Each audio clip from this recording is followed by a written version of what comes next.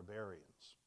Now, he's safe as a bug in a rug in North Africa, which is a Roman colony, and he is a bishop there, but he knows the environs well, and he sits down to write an account of how this could happen. But to do that, he tries to come up with a history of everything, and he tries to look at a panorama of history that's led up to that point. It's called the City of God. That's what he calls it. His basic idea in looking at all of human history is he portrays it as two cities. There is a city of God and there's a city of the world, and how they intermingle.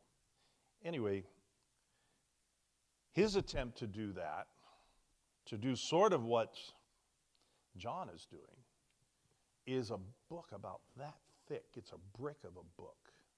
I know it's 900 pages, at least, maybe more. But John's assignment is you got to do it in a letter. How do I do this? So what he does is he comes up with a device that would have been very meaningful to the people that received his letter. And if you want to know, if you've not joined us right along, who's on the mailing list, look in chapter 2 and 3, because those are the letters to the churches. 7 churches in the Roman province of Little Asia, Asia Minor it's called. Asia Minor is the part of Asia that's closest to Rome. It's what we think of as modern-day Turkey. Big Asia, Asia Major, was the Middle East all the way to India. That was part of the empire too. But he writes these letters to these 7 churches in Asia Minor, Little Asia, the province. And he tries to explain to them what he sees. And we get to read their mail. That's our book of Revelation. The book of Revelation is just that. It's not a revelation, and this is why we didn't pursue this. It's not a revelation of the end time or the Antichrist, or what about that mark of the beast and all the plagues and all the judgments and all that. Although those things are shown to us, it's not really a revelation of that. You want to know what the book is a revelation of? Look at the top of it. The very opening sentence, it says, this is a revelation of Jesus Christ. John primarily, in all the harem-scarum descriptions, he is laser focused on what does this reveal about Jesus Christ.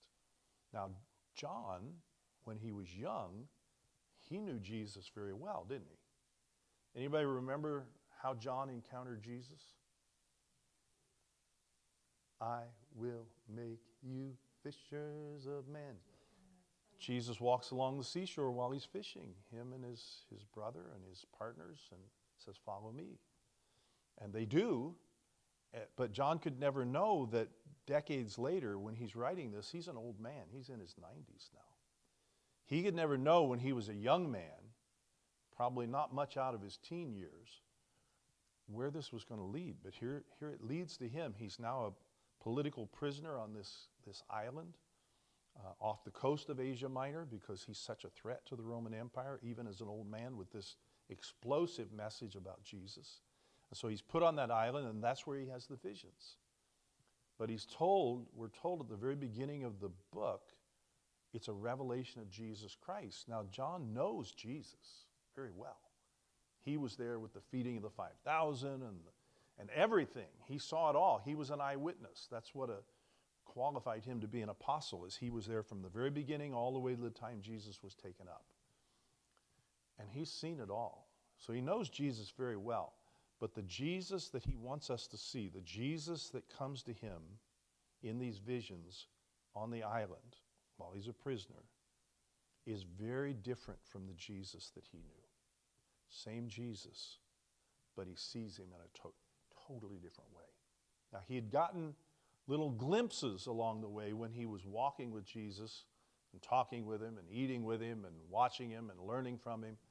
He got glimpses like the time he was privileged to be one of the 3 that went up to the mountain that the people, the locals, thought of as the abode of the gods, of these rival gods, demonic gods. And Jesus intentionally goes to that mountain for a confrontation. He's taunting them, in other words, and that's where he's what we call transfigured. John gets to see that. He's there along with two others. The rest don't get to see, but John does. And what he saw there in small bore is what he sees in big bore in the book of Revelation, and that is Jesus glorified. Remember the transfiguration story? He glows like the noonday sun, and to the point that they avert their vision and they have to look at the ground and all that. Well, what he was seeing there was some of the glory of Jesus leaking through a little bit, not that much, and it was too much. If all of his glory had come through, it likely would, they couldn't have contained it. It would have killed them. But now what he sees in the Revelation is what he saw in small fashion back there on that mountain decades and decades ago. And when he hears the voice that sounds like thunder, it's vaguely familiar, and he turns around, it's him, but not like he remembered him. And you get that description of what Jesus was like glorified in the first chapter. And it's in the first chapter that he is given the nigh impossible task, in letter form, write down everything you see, which is the panorama of everything, and the reconciliation of everything, and the restoration of Eden, paradise lost, paradise restored. He describes it as a new heaven, new earth coming down, new Jerusalem, and no night, and there's no temple there. It's not needed, neither are needed. Why? Because Christ is both. And so, how to do that? Well, that's what's been the bulk of our study, right? Through you that have traveled with us through this thing, is trying to figure out this device that John comes up with for the impossible task of describing what can't be described. And so what he does, and he invents this device, is he very familiar with the Old Testament, and his readers are very familiar with the Old Testament, what we call the Old Testament. He reaches back and he takes pictures and words and events and colors and people, and he repurposes them to explain what it is he's seeing. And so we get a description of Jesus from the Old Testament as a wounded lamb. Now, did John actually see a with blood on it? We don't really know. But that's the image he chooses to describe for us what he's seeing. And the reason he does it is he can't do what Augustine did and circulate a book that big. He's got to condense it. And so he uses these pictures, these allusions, these word pictures from the Hebrew Scriptures to try and tell us what he's doing. Now, his readers would have caught it. When they see him describe a bloody lamb, oh, I know exactly what that's talking about. That's going all the way back to Isaiah. And when he talks about all of the other things that are in this book that sometimes people misinterpret and they get puzzled by and they feel like they need a decoder ring, they would have gotten it. And so what we've been doing is trying to figure out just a few. It would take a long, long time to go through all of it. But we've just spotted through some of the things he said. Like, why does he talk about, these thrones? There's a throne, and there's the Ancient of Days sitting on the throne, and then there's these 24 little thrones. Well, those are the believers that he talked to in the 7 churches where Jesus is saying to them, look, I have this against you. You're good in these areas, but I got this against you, and you got to get this fixed. Because if you don't get it fixed, you're going to lose out. You're not going to be what I need you to be. And you're not going to be able to reign with me. And that's what the thrones are about. We reign with him. We rule with him. But apparently we get it fixed because they're in the throne room scene in chapter 4, which is where everything else unrolls. Remember the scroll? All the rest of the story is told. We're there. We are the ones on the thrones with robes, which mean that we're in the Holy One club. Because every time holy ones, every one time divine beings appear, angels appear, they're dressed in these robes, right? We see that over and over again. Well, John borrows that. And he says, guess what? Since you're now holy ones, you get robes too. Now, did he actually see a picture of you and me wearing long robes? I don't know. But what he's saying is we're on par with the divine holy ones. And we will rule with them, but more importantly, we will co-rule with Christ. You see? So he borrows all these things, and that's what we've been tracing down all these many, many months. So here we are. We're at chapter 22, and let's just read part of it together before we dip in. Pick it up at verse 10. What we got so far is he's telling us that paradise restored, Eden restored, the original home of God that we were kicked out of and we were barred from and we could never return to. Guess what? Now we can return because of Christ, because of the cross, because of that bloody lamb. We're allowed back in. And so he gives us a picture and he says, I see these rivers flowing from the center throne. Well, that goes right back to Eden. Last week we read the description of all those rivers, the 4 rivers that flow out of Eden. It's back again. Okay? He says, I see the tree of life. Well, the tree of life was in the garden, right? And we were not forbidden to eat the tree of life. No. In fact, there seems to be hints and hopes that we would, because if we partake of the tree of life, we'll live forever with God, right? We'll be his family forever. But that's not what happened, and so we're kicked out. And the tree of life pretty much disappears from Scripture. There's a couple little mentions just poetically in the Psalms, but no real information. It shows up again. And John says, guess what? In the new Eden, the tree is back. Well, what's that a signal? Well, the tree of life in the garden, it meant creation and creativity. So with the tree of life coming back, it means, guess what? In the new Eden, in the new heavens, the new earth, in this thing that's restored, the way God always wanted it to be, that he's right there in the middle of it, and he's creating again. He's doing new things again. Now, what does that mean? I don't know. I mean, does it mean strange creatures like we've never seen? Does it mean multi-universes? I don't know. But the tree is there. That means he's creating again. And very significantly, John says, and the leaves of the tree of life are for the healing of the nations. In Greek, ethne. We get our word ethnicity from that. And even before we started our Revelation study, we've done some work on God's desire, his wish forever is to bring the nations back, the runaway nations back. Well, they're here. They're there. It's not just one kind of people, it's all kind of people. However you can group people, ethne means people groups. However you can group people, they're all there. They're all kind of people there. And whatever animosities there are between them or within them, it's healed. The leaves are for the healing of the nations, okay? And then you find out in verse 3 that there's no curse. The curse has been reversed. I mean, it says it explicitly. And the throne of God and the Lamb will be in it. And his bondservants will serve him, and they will see his face, and his name will be on their foreheads. So he's talking about kinship there. And there won't be any more night.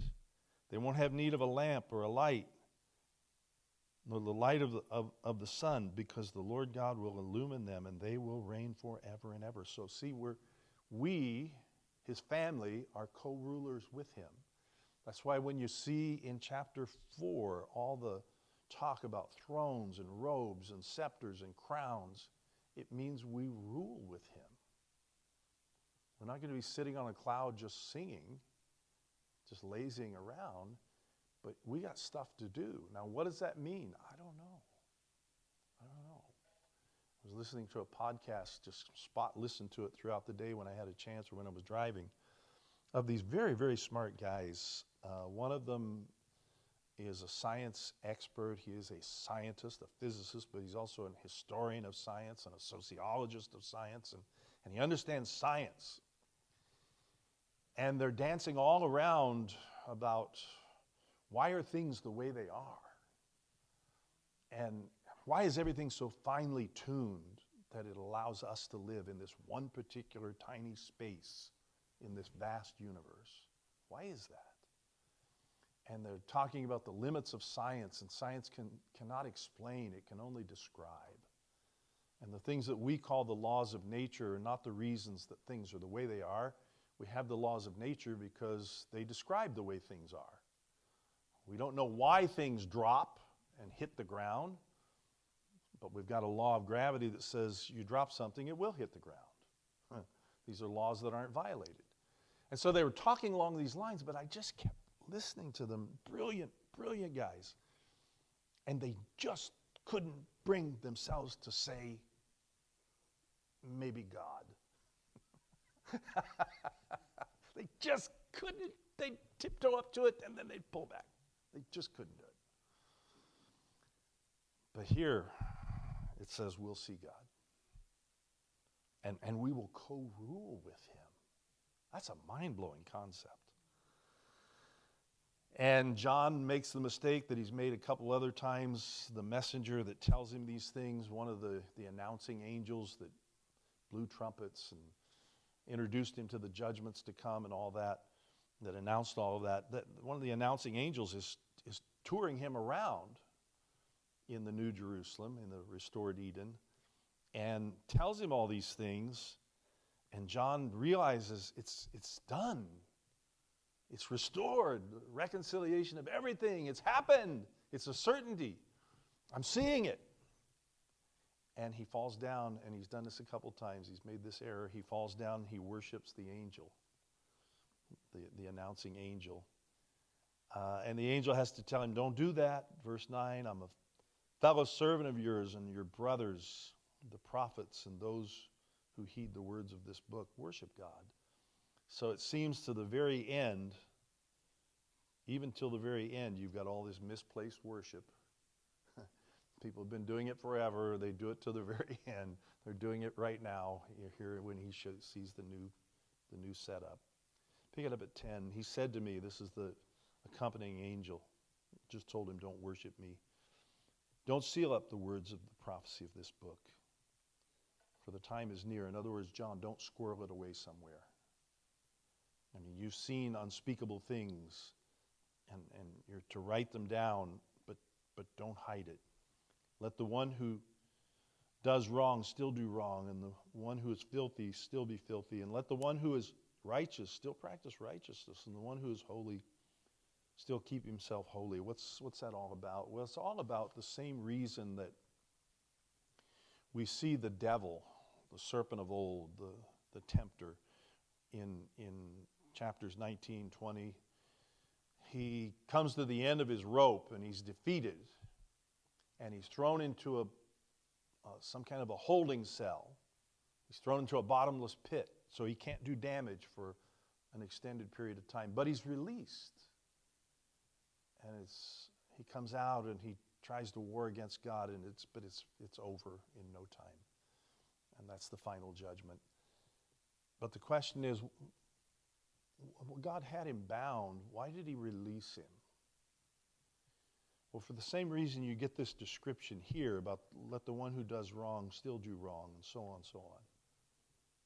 Because the great charge that the enemy had always made against God, all the way from the garden is, and keeps telling people, and he still tells people, is God wants you get involved with God, he'll limit your freedom. He will restrict you. He will keep something from you. In the garden, what he said was, look, the reason he told you not to eat that is because he knows that in the day you eat it, you'll be like him. You'll be a god. You see, he's keeping that from you. He's restricting your freedom. And so the enemy is released for a very short time to prove that God doesn't restrict our freedom. He lets him out and he does the stuff he's always done. And so it's the same with this verse here. Let the one who does wrong still do wrong. God won't restrict our freedom. But you're also free to practice righteousness, like it says here, and holiness. Verse 12, behold, I'm coming quickly, and my reward is with me to render to every man, and that word man is anthropoi. It means men and women, not just the male of the species. But to render to every person according to what they have done. I am the Alpha and the Omega. We saw that at the very beginning, didn't we? This is one of the ways Jesus introduces himself to John at the very beginning in the first chapter. So here it is again. It's wrapping everything up. I'm still the Alpha and the Omega. Now we're at the Omega end. Those are the first and last letter of the Greek alphabet. It's kind of like our A and Z. Okay?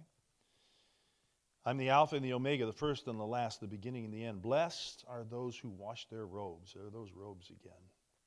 The robes just mean that you're in the Holy One Club. Just like the angels, when they appear, that's what they wear. You wear it too. Why? Because you're on the same plane. Blessed are those who wash their robes so that they may have the right to the tree of life. Right? Live forever. And may enter by the gates into the city. Outside are the dogs and the sorcerers. That word is pharmakia, by the way. It kind of tells us that part of the bondage of drug use, drug addiction most especially, is not the chemical part or the psychological part, but there's a spiritual component to drugs. The word sorcery is the word pharmakia. You know that word. And the sorcerers and the immoral persons and the murderers, the idolaters, everyone who loves and practices lying. I, Jesus, have sent my angel to testify to you these things for the churches. I am the root and the descendant of David, the bright and morning star. Just in that one sentence, John has jammed so much Old Testament that it would take us a month to pull it all out. But he's balling it all together, and he puts it together so that he's trying to get us to see what he's seeing. He's seeing Christ, and he's telling us how beautiful he is. Verse 17, and he wants the churches to know. He wants us to know. The Spirit, verse 17, and the bride say, come. And let the one who hears say, come. And let the one who is thirsty come. And let the one who wishes take the water of life without cost, that water that flows from the center of the throne, right? Life-giving water. That's what makes a garden, isn't it? Verse 18, I testify to everyone who hears the words. So you get these voices are switching back and forth. Sometimes it's the Spirit, sometimes it's Jesus, sometimes it's John. Now it's John's turn. I testify to everyone who hears the words of the prophecy of this book. If anyone adds to them, God will add to him the plagues that are written in this book. And if anyone takes away from the words of the book of this prophecy, this is just telling us you got to be very careful how you handle this. And probably no book in the Bible has been more mishandled than this one. And yet it's got this caution here that must be disregarded all the time. But he says God will take away his part from the tree of life and from the holy city, which are written in this book. Here it wraps up. He who testifies to these things, again, the voice switch, says, yes, I am coming quickly. Amen. Come, Lord Jesus. See the voices switching? The grace of the Lord Jesus Christ be with us all. So let's kind of wrap this up. We've got repetitions here. If you look in verse 6 through 21, you've got a series of things repeated. And a lot of them are things that were mentioned in chapter 22. We're in chapter 21. We're in chapter 22. But if you look in, and we won't reread it, but 6 through 21, we've read part of it. There's some things from 21, but some things not. And you get some things that go all the way back to the beginning. Somebody go all the way back to the beginning of Revelation, the very first verse. Let's look at verse 1, chapter 1. Chapter 1, verse 3, chapter 1, verse 4, chapter 1, verse 9, chapter 1, verse 18. He hooks all the way back into the beginning of his letter. And you get this smattering of repetitions here. Not from chapter 21 this time, although there are a ton of them in 22 that come from 21, and by extension all the way back in the Old Testament, but you get these repetitions from what we call chapter 1, from the very, very beginning of the book. Let's just kind of take a look, and it'll kind of pull this whole thing together. What's chapter 1 say? Chapter 1, verse 1, sorry. Dana, you got it? Go ahead. The revelation of Jesus Christ, which God gave him to show to his bondservants the things which must soon take place. And he sent and communicated it by his angel to his bondservant John. We're not going to take the time to do it, but in that verse, almost every point in that verse is repeated in chapter 22. The angels, the servants, it just goes on and on. Jesus revealed, it just goes on and on. How about verse 3? Go ahead. Blessed the one who reads, and those who hear the words of the prophecy and keep the things which are written in it, for the time is near. Again, you get a repetition of that here with this caution at the end about reading it. Be careful how you read it, be careful how you repeat it, right? How about verse 4? Go ahead, because you got it open. John to the seven churches that are in Asia, grace to you and peace from him who is, and who was, and who is to come, and from the seven spirits who are before his throne. There you got the Alpha Omega thing, who was, who is to come. So repetition there. How about verse 9? I, John, your brother and fellow participant in the tribulation and kingdom and perseverance in Jesus, was on the island called Patmos because of the word of God and the testimony of Jesus. And he repeats the I, John thing. It's his sworn statement. And the final one, verse 18. And the living one, and I was,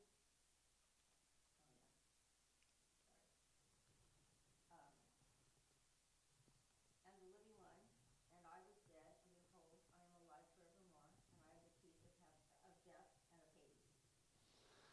Again, a lot of repetition all the way back to chapter 1. So what's he doing? As much as he can, he's tying it up in a nice, neat bow. He's kind of going back where he started with literal quotes of what he said before. Okay? So I wanted you to see that. And then throughout the chapter, there's this, especially the end of it, like I said, there's this smattering, of all kind of things that go back to the Old Testament. And we won't run those down. But at the very end, you get the boundaries between the voices kind of falls apart, and you get this blurring of voices. If you look in 22:10 and 11, it seems the speaker there is the accompanying angel, the angel that's guiding him through the new heavens and the new earth and explaining it. That seems to be the angel voice. But then if you look in 12 and 13, and again in 16, you get the voice of Jesus there. And then, here's where it gets interesting, and I keep thinking about it, and it wormed its way into the message on Sunday because I've been thinking about it. I didn't intend to say it, but I did, because you get the Spirit speaking. You see where it says the Spirit says? And then you get the bride speaking. Well, the bride is us, right? Because here we're back at a wedding feast again. Right? Only we're not the guests, we're the bride. This is crazy. Maybe the divine beings are the guests. I don't know. Maybe the living creatures are the guests. I don't know. But for sure, we're the bride. And the bride speaks, and the bride says, come. So what you've got in 17 is the bride, the Spirit and the bride say, come. It says that explicitly. What that means is that we're finally speaking with the same voice that God is speaking with. We're finally on the same page. It's taken a whole Bible to get there, but here at the very end, we're finally saying what God says, and that is an invitation to the whole universe, to all nations. It's one, like it's put on this sheet, one final mission outreach. It's one last proclamation of the gospel. Come. And the one-word message of the Bible from God has always been the same, but now finally from his people is come. And it occurs to me that if you had one takeaway, and this would be impossible, from the book of Revelation, it would be something along the lines of, our message should be God's message. Come. To people, come. Come. Come, come. Come into the new Eden. Come into paradise. Come. Come into the banquet. Come. So, if I were an Episcopalian, I would say, thus endeth the lesson. I think, do they still say that? I don't know if they do. They've changed so many things, they may not say that anymore. Anybody have a comment? We've got about 20 minutes left. Let's switch gears, okay? As they used to say in the old newsreels, and so we bid a fond farewell to John in the book of Revelation. Long may you prosper. So let's turn the corner and take a look at Matthew 22, because that's where we were on Sunday. And we looked at a very, very disturbing parable. Now, here's the thing about disturbing parables. And you may want to get your new study guide. Apologies to those that are watching online. We can't get you a study guide. That's one of the advantages to being here. Another advantage is in 20 minutes we're going to sign off and we do a little bonus round. And if you're watching, you don't get to be part of that. But anyway, for those that are here, disturbing parables are powerful. And Jesus tells a bunch of disturbing parables. Some of his parables are nice, and they're gentle, and they're inviting, and they're farm scenes, and they're, shepherding scenes, and they're comforting. But man, some of them are disturbing. What happens to the people, it seems so harsh. And that's the case with the one we're looking at here. Some of the people in the parables are weird, wickedly weird, horrible people, horrible human beings. And some of the horrible human beings get off. I mean, the stories are disturbing. And maybe one day we'll do a series on the disturbing parables. But we've got one here before us tonight, Matthew 22. And we looked at it on Sunday. It's basically a king, a very wealthy king, gives a banquet, an invitation-only banquet in honor of his son's wedding. We don't know if the wedding was part of the banquet or the wedding had already happened and this is post-wedding. We don't know. It's not important. But in these disturbing parables, the vivid details that Jesus uses really kind of guide the thing, and also the characters. And that's the case here. He gives, this very wealthy king gives a very elaborate banquet. And he invites all the best people. And all the best people, when the time comes for the banquet, they say, I don't want to come. Now that's the twist in the story that's unthinkable. When Jesus tells stories, he's not doing anything unusual. Rabbis at this point from the time of Ezra on had used stories. So it's a 300-year tradition by the time Jesus is on the scene. And in fact, he tells some of the same stories, or at least basically the same stories that rabbis have been telling for years. He tells some of the same shaggy dog stories, but he twists them. And the twist in this one comes when he sends out his servants to make a personal contact to tell those that have been invited, and they were invited well in advance. I mean, they had time to put it in their daytimer or their scheduler or whatever. And they would have, because this is a don't miss event. This is elaborate beyond elaborate. The thing with the disturbing stories is Jesus always goes over the top with the details. And some of the characters are over the top people. And sometimes critics look at these stories and they say, man, is he mean or what? and they read too much into it. But if you step back, especially with this story, what is it that motivates the people to say, I don't want to come?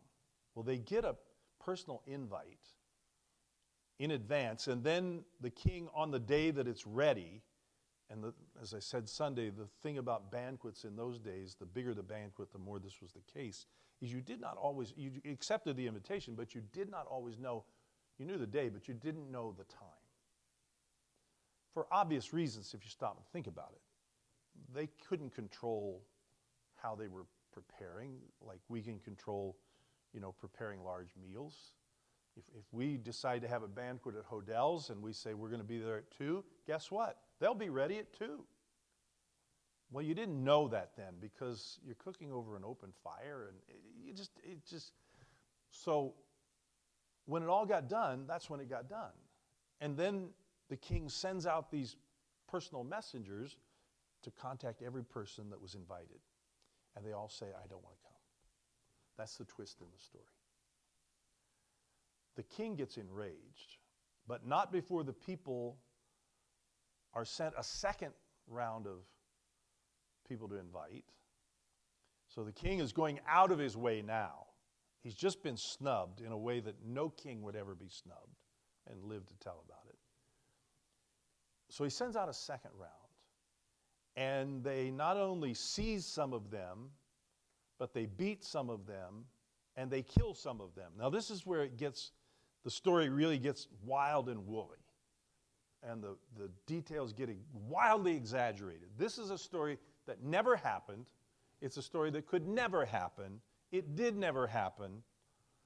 But Jesus tells it in such a way that the people can't turn away from it. They got to find out, what? They did what? They ignored the king's invitation? You don't do that. Nobody does that. And then beyond that, they kill the messengers? This is getting crazy. This is like so wildly exaggerated that when the people first heard it, this may have been a laugh point. This is so ridiculous that you would laugh at it.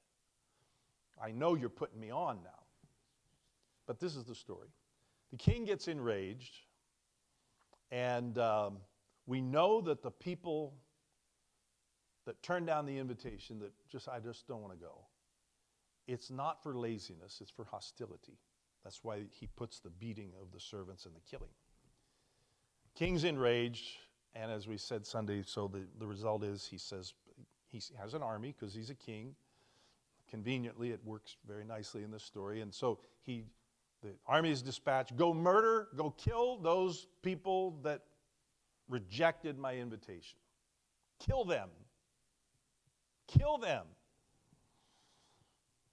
You have a retirement party or a birthday party or a whatever party, and you send out invitations and people RSVP, yeah, I'll be there, I'll be there.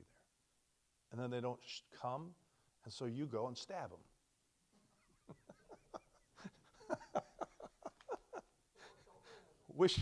Wish I'd have come and eat the lousy cake now.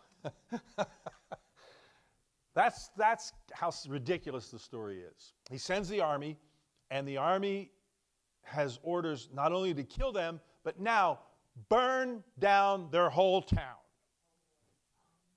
Not only the guilty, but the innocent, and their babies, and their cats, and everything. Burn it down. Okay, so obviously it's wildly exaggerated. And as I said Sunday, if you think about it, Jesus just kind of walked on his own story because now the army has burned down the town where the feast is. So the details are now, this is how wild it is. And so, you know the story. He says, go out, as it says in Luke in the King James, into the highways and hedges and compel them to come in that my house may be full. Because I want a full house. I want a proper banquet here. And I want to be surrounded. And so it happens that way, and his house is full. That's the story. Well, it's a disturbing story. So let's talk about it for a minute. Disturbing stories are very powerful because they're very compelling, right? You hear a story that wild, It's like when my grandson starts to tell a story, when the man-child tells a story. It's full of many details, and you're not quite sure how it's all going to get wrapped up, and it always doesn't. But I always ask him, is this a true story? Because it's going to be wild, and he will use words like catastrophic, but it holds your attention. I got to know. Disturbing parables are powerful because they're compelling and you can't turn away. But let's talk about these crazy parables for a minute. And you got that sheet there. Some of the things that they do is these disturbing parables help us face the right questions. Sometimes in our Bible reading, we, maybe because we're so familiar with it, I'm not sure why exactly, but we don't let it really speak to us. We gloss over it, we let it reinforce our priors, whatever. People do that with the Bible all the time. But with these very disturbing stories, they are disturbing so that, hopefully, they will cause us to face the right questions, not the wrong questions, right? And they're remembered for some very good reasons. They're remembered because they continue to provoke us, especially if we'll think about them. There will be things in the disturbing stories we don't like. Are you telling me that, obviously the king is a God figure, and it's God in this parable. So God is okay with destroying a whole city just to get back at a few people? They're very provoking stories. And they're remembered, they're memorable because they provoke us. And they poke at us, they challenge us, they inspire us. His house is full. God gets what he wants. He wants to be surrounded. And the kingdom of God is like a banquet. Right? It's not duty, it's not drudgery.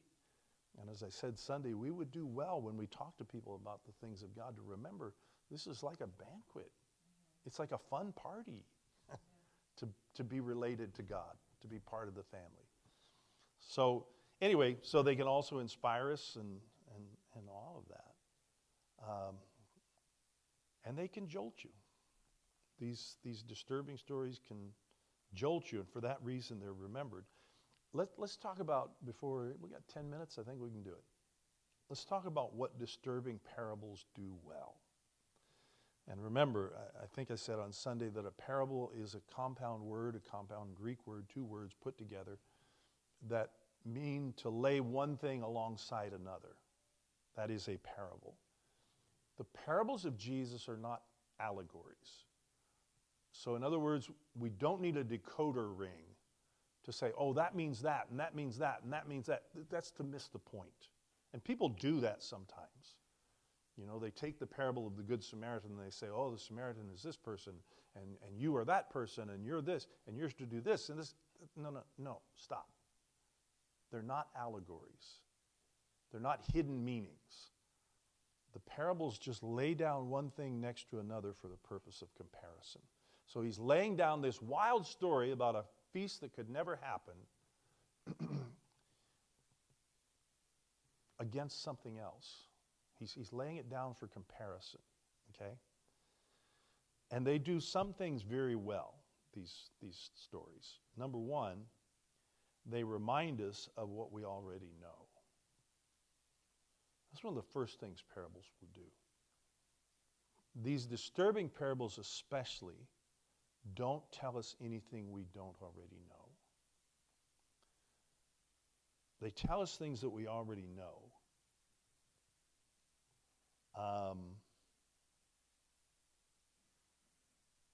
But we don't want to face or we've forgotten. They tell us that something isn't right.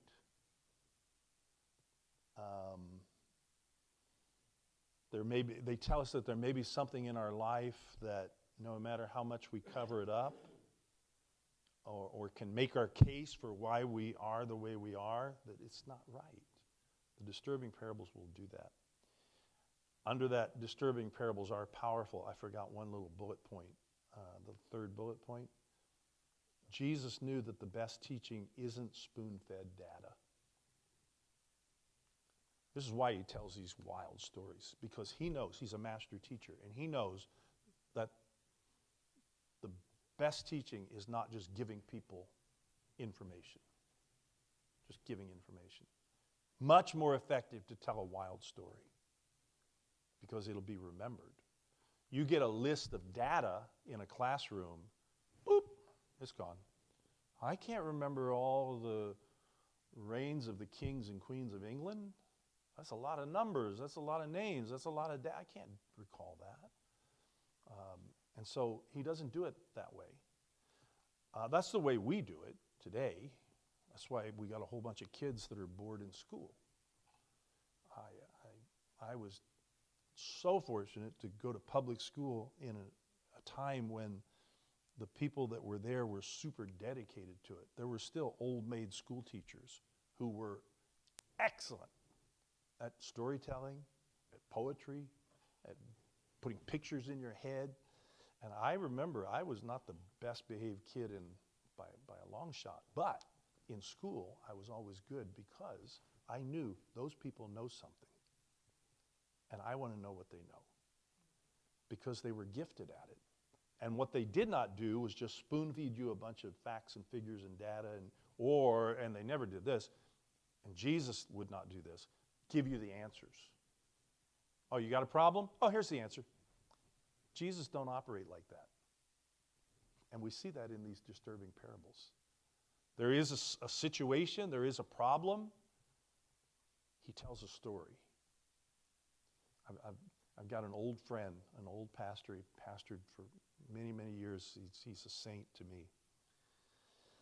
And the last time I saw him, we were just shooting a breeze, and he goes, let me tell you a story. And then he stops himself and he laughs. He goes, everything reminds me of a story. I guess when you get to be 90 years old, everything will remind you of a story. But Jesus would tell a story. He wouldn't give you the answers, you see, because he knew that's not the best kind of teaching. And he knows what we don't seem to know today, or what the people that are trying to inform us through the media today. The best way to teach is not with stats and poll numbers and statistics and all. That gets thrown at us all the time, doesn't it? You can't sit down to watch a news program without them putting up a chart and saying 95% of the people. Jesus didn't do that because he knew that was not the best kind of teaching. Anyway, back to what disturbing parables do well. Number one, they remind us of what we already know. Number two, they prompt us to draw our own conclusions.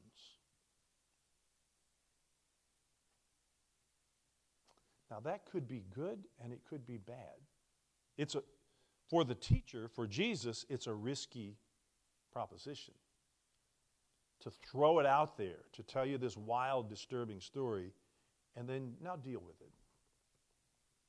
Because you're going to come up with your own conclusion. But as I say, it's a little bit on the risky side, because our own conclusions may be subject to change. In other words, when we hear his stories and we say, okay, I think this is what he's getting at, hold on to that lightly. Because down the road, you may read it again and go, oh my gosh, this is what he meant. Or maybe you'll wake up 3 months from now in the middle of the night and remember it and go, oh, now I get it. When he tells these stories, the conclusion we reach is always contingent. Should be. And we should always be subject to change.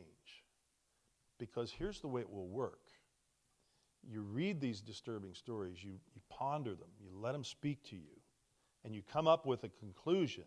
And it may be right, but it's not deep enough. You came up with a surface conclusion, maybe. And next time you hit it, you'll go deeper. and deeper and deeper. That's the way he constructed these stories, is that our conclusions, we'll come to conclusions, but as it says here, they may be subject to change, contingent. So what I say is, about this and many things, is be careful how many times you say, I'm certain of what this story means. For that matter, there aren't that many things we are certain of. There are very few things in my life that I can tell you I am absolutely certain. What I prefer to say is, at this point, I'm convinced of this. I'm persuaded of this. There are very few things that I'm certain of. One thing I'm certain of is I would give my life for my kids, my wife. I'm certain of that. There's no doubt in my mind about that. Outside of that, not sure I'd give my life for you, JR. I might stand aside and but my point is, there are very few things that we really probably should say I'm certain of. And you know what that would do on a practical level is it would bring down the temperature. I wish, this is one of those things I wish I could say to the whole nation. And if our politicians and media people and all of that would stop saying, I'm certain, I'm certain, I'm certain, when they're not certain, it would really bring the temperature down, and then we could actually talk. Better to say I'm persuaded, I'm convinced at this point. Anyway, because things, we could change in our thoughts about what Jesus is saying here. Number 3, our conclusions may be leaps of faith. These conclusions that may be good, they may be wrong, but our conclusions may be leaps of faith, or they may be traps. When we look at what Jesus is saying and we try and understand it, we may have to take a leap of faith. So the king is preparing a banquet. I like that. I'll believe that that's what God is doing, and that the kingdom is like a banquet. I'll run after that. Oh, I love that. I love that. And so some of our conclusions may be a leap of faith, but it could also be a trap. We've got to be careful. Like a trap with this one could be, thank God I made it into the banquet. Are you sure? You sure? How do you know you're not one of those guys that says, I don't want to go?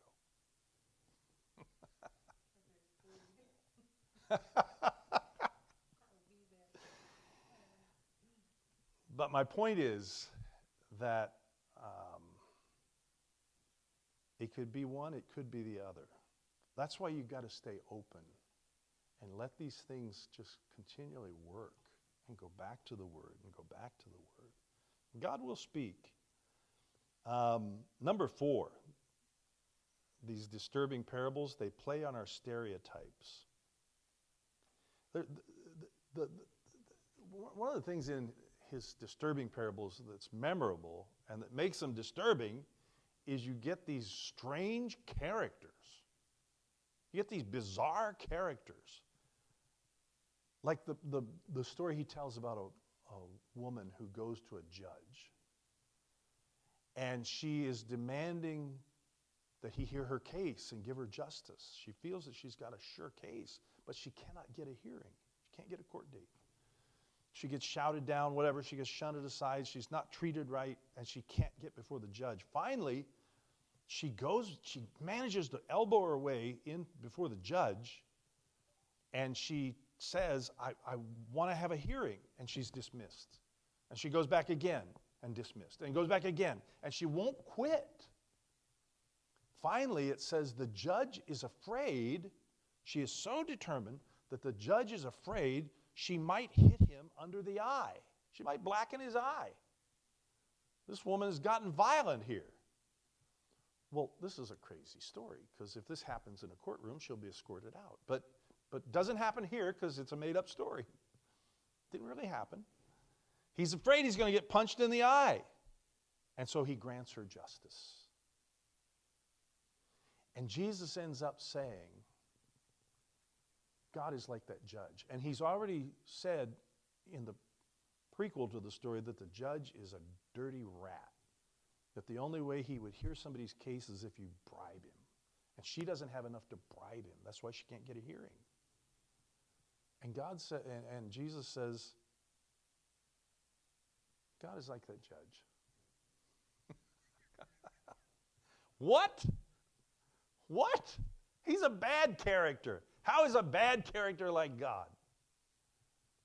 Well, I'll let you read the story and figure it out for yourself. There are ways that that character was not like God too. But whether you're talking about the older brother in the Good Samaritan, in the prodigal son story, when those characters come on the stage as Jesus is telling it, you would boo the younger brother and cheer the older brother who was, solid citizen. I mean, any of us, if we were the older brother, would go, well, I got gypped. And we would say, he's right. He's the bad guy. And the same with the Good Samaritan. When the Samaritan comes on, he's a half-breed. He's ethnically garbage to us. He's worse than a dog to a Jewish audience. And so if you've ever been to the melodrama, and certain characters come on, the villain comes on, and everybody boo. Samaritan comes on the stage of Jesus' story, you're going to boo. They would have booed. But he twists it, and the Samaritan is the hero of the story. No kidding. So anyway, these characters, they play on our stereotypes. Half-breed Samaritan, good young older brother. They play on our stereotypes even as they confront them. So in our story that we looked at on Sunday, all the best people are invited. Darn right. That's who deserves to go. That's who we do expect to go. They're the privileged few. But they take a pass. And the people that end up at the banquet are the good and the bad. That you would never, in fact, they can't even afford the clothes, and that's why the little post story afterward about the guy who comes in the wrong clothes, it's not because he didn't have access, he did. The king had provided the clothes, and he chose not to wear them. Sometimes we've got to think about changing our clothes. and yeah, God will accept us, but you got to at some point change your clothes. And they cannot believe their fortune. I am at the king's banquet. I never expected this. I do not deserve this. Good and bad, right? Good and bad. Anyway, so those stereotypes are just blown to smithereens in that story. You would expect all the good people to act good. They don't. They act hostilely toward the king. You would never expect these people to get in. They get in. So the stereotypes. He uses them. He's got them. But then he uses them to confront us. Number 5, the challenge, what makes disturbing parables so good is they challenge us to see our eccentric traits. We're all odd. We're just odd in different ways. That's why your oddness grates on me, because it doesn't happen to be mine. But I'm odd too. And what Jesus does in these parables is he challenges our traits, our oddness. And he also gets us to see our excellent talents.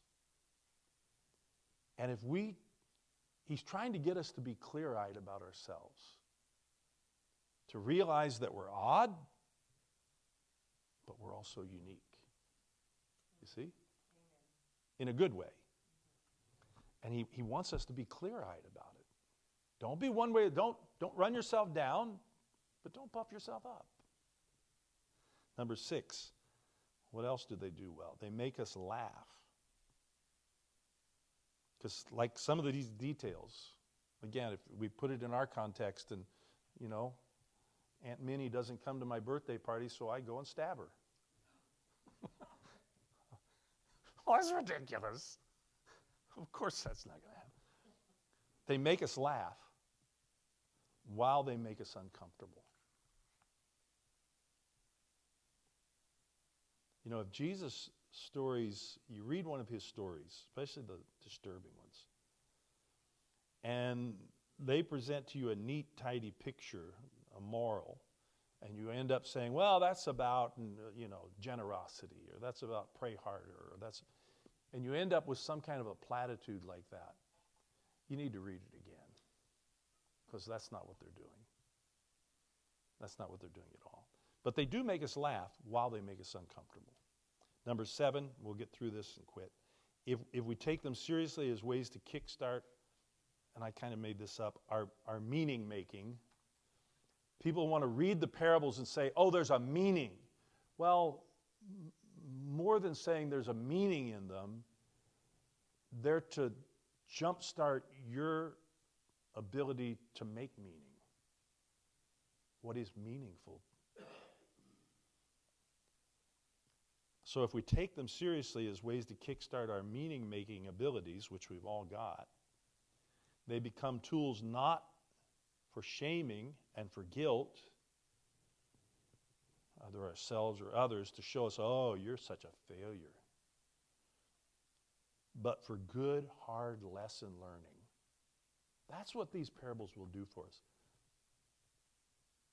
They're not meant to make us feel like dirt. They're meant to make us face hard lessons and learn them. But with a sense, and this is why they're exaggerated, with a sense of playfulness.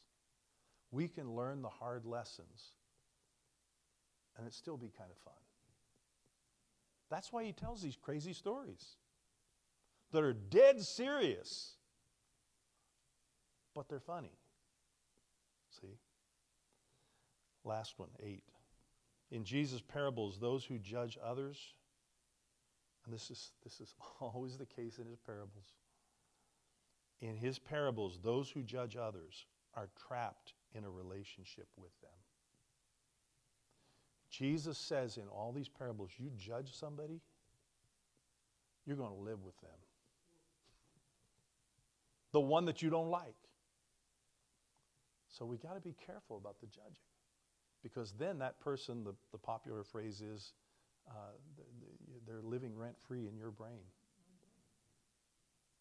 You're carrying their baggage if you judge them.